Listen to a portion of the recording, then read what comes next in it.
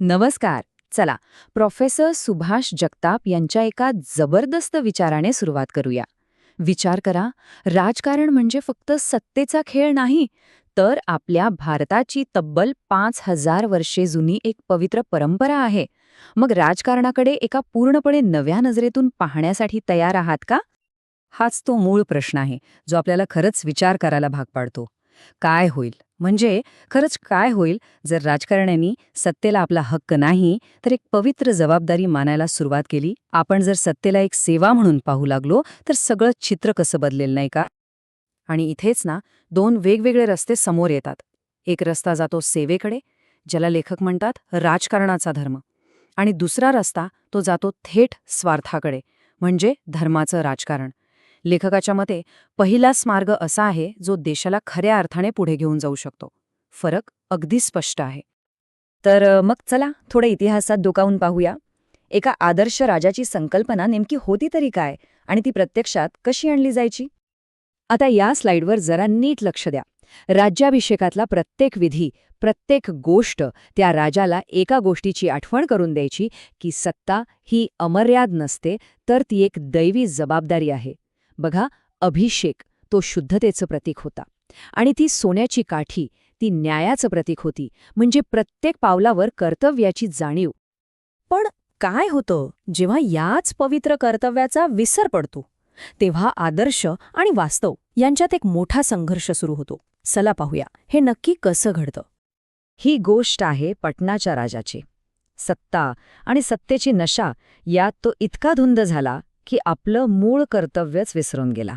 आणि त्याची ही एकच चूक इतिहासाला एक पूर्णपणे वेगळं वळण देणार होती.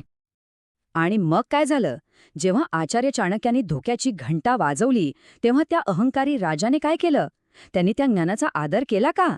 नाही. उलट त्यांचा अपमान करून त्यांना भर दरबारातून बाहेर काढलं. इथेच सत्तेचा अहंकार कर्तव्यावर भारी पडला होता. मग प्रश्न उभा राहतो की अशा उन्मत्त सत्तेला रोखणार कोण? लेखक म्हणतात याचं उत्तर आहे चाणक्य. आणि चाणक्य म्हणजे फक्त एक व्यक्ती नाही, तर तो एक विचार आहे. प्रत्येक नागरिकाच्या आत दडलेलं एक कर्तव्य आहे. चाणक्यांचा हा जो प्रवास होता ना, तो काही वैयक्तिक सुडाचा नव्हता. तो होता राजधर्माच्या पुनर्स्थापनेचा. त्यांनी फक्त एका राजाला नाही, तर त्या संपूर्ण सडलेल्या व्यवस्थेलाच आव्हान दिलं होतं. एका सामान्य तरुणाला सम्राट बनवणं हे त्याचं सर्वात मोठं उदाहरण होतं. आणि हेच आहे ते चाणक्य तत्त्व. हे तत्त्व आपल्याला अगदी सोप्या भाषेत सांगतं की जेव्हा सत्ताधारी आपली जबाबदारी विसरून उन्मत्त होतात, तेव्हा प्रत्येक जागरूक नागरिकाने पुढे येऊन त्यांना जाब विचारलाच पाहिजे. ही आपली जबाबदारी आहे. आता कोणाला वाटेल की हे सगळं तर जुन्या काळात घडलं, पण असं नाहीये. हे तत्त्व आजही तितकंच महत्त्वाचं आहे. चला, आता आपण आधुनिक भारतातलं एक जबरदस्त उदाहरण पाहूया, जे या तत्त्वाचं महत्त्व पुन्हा एकदा सिद्ध करतं. जरा डोळ्यासमोर चित्र उभं करा.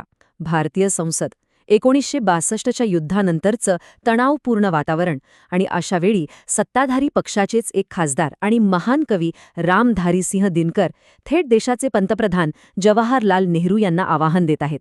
विचार करा, हे किती मोठं धाडस असेल. या ओळींमधून दिनकरजी फक्त कविता सादर करत नव्हते, तर ते देशाच्या अंतरात्म्याला आवाज देत होते. ते म्हणत होते की ही वेळ शांत बसण्याची नाही, तर शौर्य दाखवण्याची आहे. निष्क्रियता सोडा आणि कृती करा. या कवितेतून त्यांनी जणू संपूर्ण राष्ट्राच्या आत्म्याला जागं करण्याचं आवाहन केलं. विचार करा, देशाच्या सर्वोच्च नेत्यासमोर उभं राहून असं परखड सत्य बोलण्यासाठी किती प्रचंड धैर्य लागतं. हेच तर आहे जिवंत चाणक्य तत्त्व. तर या सगळ्या ऐतिहासिक धाग्यांना एकत्र गुंफून लेखक आजच्या नागरिकांसाठी एक अगदी स्पष्ट संदेश देतात. तर मग आपण काय करायला हवं? लेखक आपल्याला एक कृती आराखडाच देतात.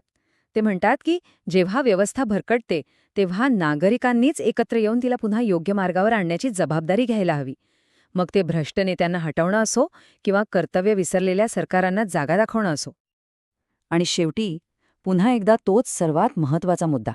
आपल्या देशाला गरज आहे राजकारणाच्या धर्माची, जिथे सेवा हीच सर्वोच्च आहे.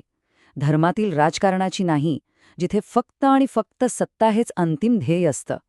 आणि ही निवड आपल्यालाच करायची आहे. आणि हाच तो प्रश्न आहे जो काळाच्या पलीकडचा आहे. जेव्हा सत्ता आपलं कर्तव्य विसरते, तेव्हा एक नागरिक म्हणून आपली भूमिका काय असावी, यावर आपण सगळ्यांनीच विचार करायला हवा, की एक जबाबदार नागरिक म्हणून आपली भूमिका काय आहे आणि ती आपण कशी पार पाडू शकतो.